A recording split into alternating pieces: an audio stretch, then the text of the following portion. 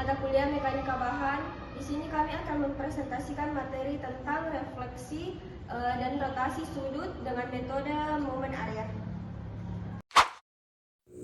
Assalamualaikum warahmatullahi wabarakatuh. Perkenalkan, nama saya Rizky Salsabila dengan NIM 251101060. Pada kesempatan kali ini saya akan membahas salah satu konsep fundamental dalam analisis struktur mekanika bahan dalam teknik sipil, yaitu defleksi dan refleksi, atau yang biasa kita kenal sebagai rotasi atau sudut putar atau slope pada balok. Nah, pertama, mari kita bahas tentang defleksi atau lendutan. Secara definisi, defleksi merupakan perpindahan posisi linear pada suatu titik di struktur balok akibat adanya pembebanan. Ketika sebuah balok menerima beban, akan timbul momen lentur yang akan memaksa balok tersebut melengkung dari posisi awalnya. Besarnya lendutan ini dipengaruhi secara langsung oleh 4 faktor utama. Yang pertama, beban yang bekerja pada struktur. Yang kedua, panjang balok. Yang ketiga, modulus elastisitas bahan material balok. Dan yang keempat, momen inersia penampang balok. Nah, di dalam teknik sipil, analisis defleksi ini sangat penting untuk menjamin keamanan, kekuatan, serta kenyamanan suatu struktur bangunan. Selanjutnya, kita juga mengenal istilah refleksi atau sudut putar atau slope. Sudut putar adalah suatu perubahan kemiringan suatu titik pada balok akibat pembebanan. Terjadinya sudut putar ini berhubungan langsung dengan kurva elastisitas geometri dari balok yang melengkung tersebut. Sama seperti defleksi, nilai slope dipengaruhi oleh momen lentur, modulus elastisitas, dan momen inersia penampang. Perhitungan slope ini krusial dalam perencanaan agar bangunan tetap aman dan tidak mengalami deformasi yang berlebihan. Untuk menghitung nilai defleksi dan sudut putar yang telah kita bahas tadi, salah satu metode yang sangat efektif digunakan adalah metode moment area. Nah, metode moment area ini adalah metode analisis struktur yang digunakan untuk menentukan sudut putar dan defleksi balok berdasarkan luas serta momen luas dari diagram M/EI. Momen dibagi modulus elastisitas dikali momen inersia. Metode ini bekerja menggunakan dua teorema utama.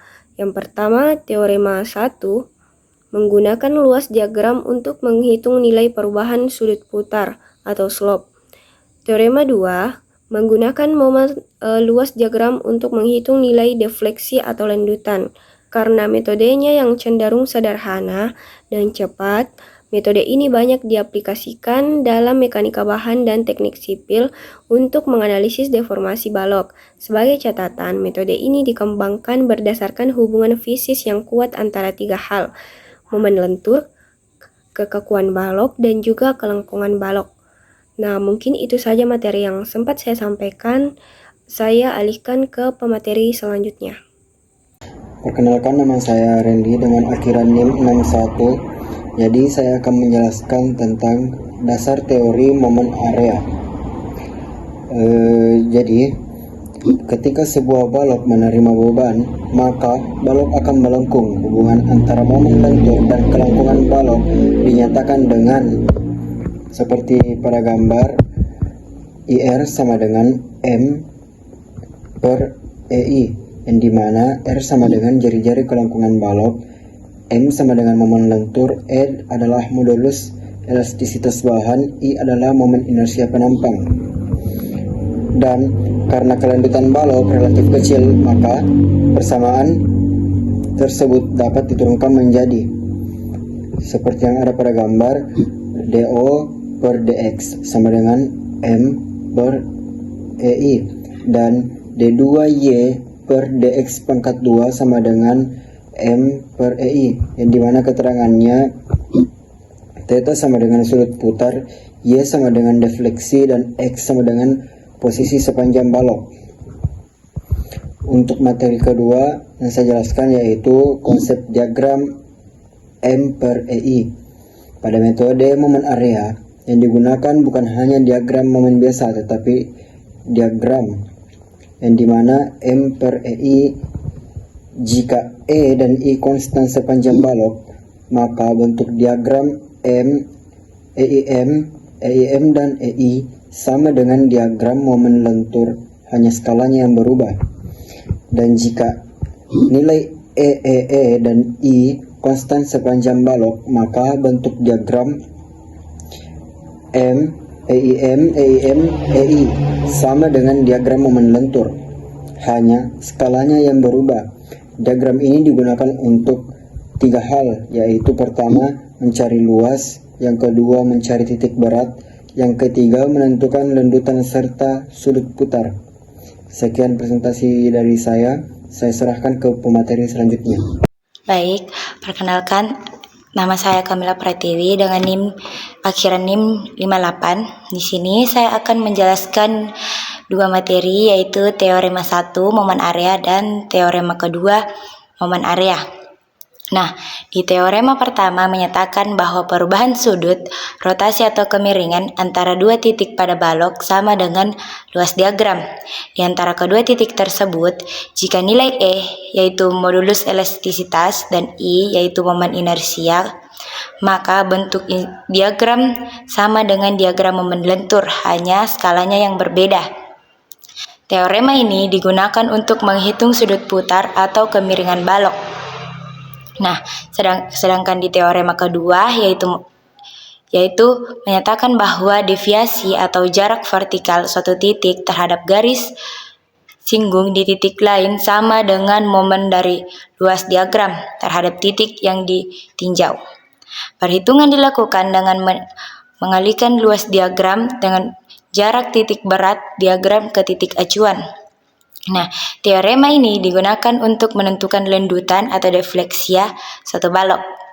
Singkatnya, yaitu teorema pertama menghitung perubahan sudut atau rotasi balok, sedangkan teorema kedua yaitu menghitung lendutan atau perpindahan vertikal suatu balok. Selanjutnya kita masuk ke dalam contoh soal. Pada gambar di atas menunjukkan sebuah balok dengan tumpuan di titik A dan titik B, serta memiliki ujung bebas di titik C. Balok ini diberi beban terpusat sebesar P tepat di ujung C, dan jarak antara titik A ke titik B adalah 2A, sedangkan jarak dari B ke C adalah A. Baik, selanjutnya bisa kita perhatikan garis merah putus-putus menunjukkan bentuk balok setelah mengalami lendutan akibat beban P. Terlihat bawah balok tidak lagi lurus karena mengalami deformasi ke bawah pada ujung C. Garis lurus yang diberi nama tangen A dan tangen C merupakan garis singgung terhadap kurva lendutan di titik A dan C. Garis singgung ini digunakan untuk mengetahui arah kemiringan balok pada masing-masing titik.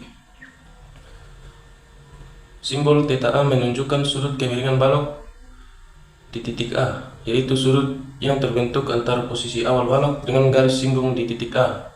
Sedangkan θCA menunjukkan perubahan sudut antara garis singgung di titik A dan garis singgung di titik C. Nilai ini menggambarkan seberapa besar perubahan kemiringan yang terjadi akibat pembebanan. Simbol TB terhadap titik A merupakan deviasi tangensial di titik B terhadap garis singgung di titik A. Artinya, nilai ini menunjukkan jarak vertikal antara titik B pada kurva lendutan dengan garis singgung yang dibuat dari titik A. Selanjutnya, TC terhadap titik A merupakan deviasi tangensial titik C terhadap garis singgung di titik A, yaitu vertikal dari titik C ke garis singgung A. Besaran ini sangat penting karena digunakan dalam metode luas momen atau momen area untuk menghitung lendutan balok, sedangkan delta C adalah lendutan vertikal pada titik C, yaitu perpindahan ujung balok akibat beban P. Kenalkan, nama saya Rangga Arifin dan akhiram 59. Pada slide ini kita memulai menghitung sudut putar atau slot di titik C menggunakan metode momen area. Pertama kita menentukan sudut putar di titik A berdasarkan teorema 1 momen area. Perubahan sudut antara titik A dan B sama dengan luas diagram M per EI.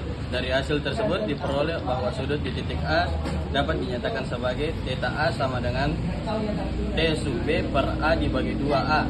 Selanjutnya, hubungan antara garis singgung di titik A dan titik C digunakan untuk memperoleh sudut putar di titik C.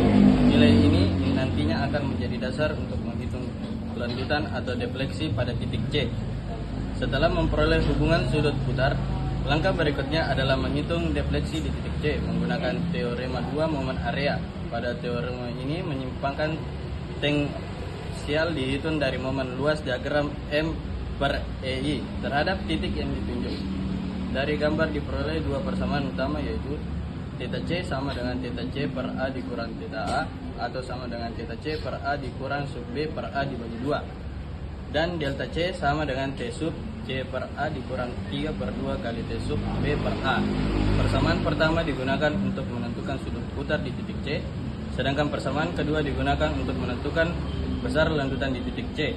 Dengan demikian, metode momen area memungkinkan kita menghitung slope dan defleksi hanya berdasarkan luas serta momen luas diagram M per EI, tanpa harus menyelesaikan persamaan diferensial secara langsung. Itu saja metode ini.